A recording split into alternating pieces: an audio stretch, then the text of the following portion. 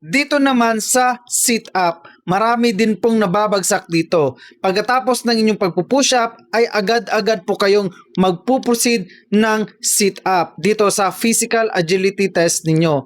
Marami pong nababagsak dito dahil mali po yung positioning nila at hindi sila komportable kung gaano po or paano sila hinawakan ng kanilang body. Kasi body-body po yan ng inyong pagsisit up. At kinakailangan po na bago kayo mag-perform ay nasa eksakto or nasa tamang position kayo na kung saan ay komportable po kayong mag-sit up or mag-perform ng sit up ninyo. Nung ako ay nag-perform po nung panahon po namin during PNP application dito sa physical agility test, dito po sa bahay ay 40 plus po yung mape-perform ko ng sit up. Pero sa actual po, naging 37 na lang ito. Dahil po yan sa wrong positioning ko at yung body ko po na siyang naghahawak po ng aking mga legs ay hindi po talaga ako komportable. At least man lang sa ngayon, kung magpe-perform po kayo ng physical agility test nyo dito sa sit-up,